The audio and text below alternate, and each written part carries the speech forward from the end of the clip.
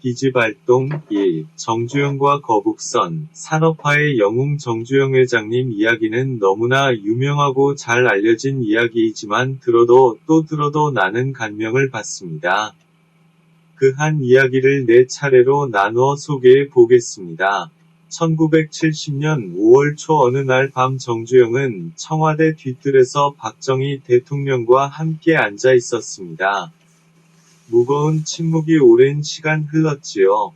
박 대통령이 막걸리 한 사발을 들이키고 담배를 하나 피워 물더니 정주영에게도 한 대를 권했습니다. 정주영은 원래 담배를 피우지 않았지요. 그러나 그날은 담배를 피우지 않는다고 말할 분위기가 아니었어요. 원래 과묵한 박 대통령이지만 이날은 더욱 말이 없이 시간만 흘렀습니다. 정주영은 박 대통령이 불을 붙여준 담배를 뻐끔뻐끔 피우고 있었는데 드디어 박 대통령이 입을 열었어요. 한 나라의 대통령과 경제 총수부총리가 적극 지원하겠다는데 그거 하나 못하겠다고 여기서 체념하고 포기를 해요. 어떻게 하든 해내야지. 임자는 하면 된다는 불굴의 투사 아니오. 실은 정주영도 조선소를 한번 해보고 싶다는 생각을 하긴 했었습니다. 그러나 그건 재반 여건상 지금은 아니고 나중 일이었어요. 하지만 대통령은 그에게 시간을 주지 않고 압박 아닌 압박을 하고 있었지요. 이유는 있었습니다. 곧 포항제철이 완공되는 때였지요. 그러니까 포항제철에서 생산되는 철을 대량으로 소비해줄 산업이 필요했던 것입니다. 당시 김학렬 경제부총리는 먼저 삼성 이병철에게 조선 사업을 권유했어요. 정주영은 삼성 이병철에게 거절당한 뒤 자신에게 화살이 날아왔다는 것도 알고 있었습니다. 결국 정주영은 그날 박 대통령에게 승낙을 하고 말았어요. 각하의 뜻에 따라 제가 한번 해보겠습니다. 그리고 그는 결심했어요. 그래 한번 해보는 거야. 못할 것도 없지. 그까짓 철판으로 만든 큰 탱크를 바다에 띄우고 동력으로 달리는 게 배지. 뭐, 배가 별건가? 어렵고 힘든 일에 부딪히면 쉽고 단순하게 생각하는 정주영의 특기가 발휘되는 순간이었습니다. 정주영은 조선업자로 조선소 건설을 생각한 게 아니라 건설업자로서 조선소 건설을 생각한 것입니다. 배를 큰 탱크로 생각하고 정유공장 세울 때처럼 도면대로 철판을 잘라서 용접을 하면 되고 배의 내부 기계는 건물의 장치를 설계대로 앉히듯이 도면대로 제자리에 설치하면 된다고 여긴 것입니다. 그러나 당시에는 우리나라에 조선소를 지을 만한 돈이 없었습니다. 대형 조선소를 지으려면 해외에서 차관을 들여와야 하는데 해외에서 차관 없기란 하늘의 별을 따기였지요. 그래서 일본에도 가고 미국에서 갔습니다. 그렇지만 아무도 정주영을 상대해주지 않았지요. 오히려 미친놈 취급만 당하고 말았습니다. 너희 같은 후진국에서 무슨 몇십만 톤의 배를 만들고 조선소를 지을 수 있느냐? 는 식이었습니다. 좀처럼 화를 내지 않는 정주영이었지만 속으로 울화가 치밀면서 약이 바짝 올랐습니다. 그때부터 하면 된다는 모험심이 발동하기 시작했습니다. 안 된다고 궁하면 통한다는 궁죽통 정주영식 키지가 발동했습니다. 그래 누가 이기나 한번 해보는 거야. 하늘이 무너져도 솟아날 구멍이 있다는데 당장 필요한 건 돈이었습니다. 해외에서 차관을 얻으려면 3번에 걸친 관문을 뛰어넘어야 했습니다. 일본과 미국에서 외면당한 정주영은 영국은행에 문을 두드리기로 했습니다. 그러나 영국은행 버클레이즈와 협상을 벌였으나 신통한 반응을 얻을 수 없었습니다. 우선 돈을 빌리기 위해선 영국식 사업계획서와 추천서가 필요했습니다. 그래서 정주영은 1971년 영국 선박 컨설턴트 기업인 AMP 애플도어에 사업계획서와 추천서를 위뢰했습니다. 타당성 있는 사업계획서와 추천서가 있어야 은행에서 돈을 빌릴 수 있었기 때문이었습니다. 얼마 후 사업계획서는 만들어졌지만 추천서는 해줄 수 없다는 거였습니다.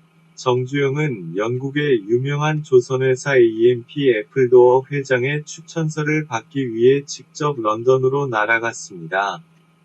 그에게는 조선소를 지을 울산 미포만의 황량한 모래사장을 찍은 흑백사진 한 장이 전부였습니다.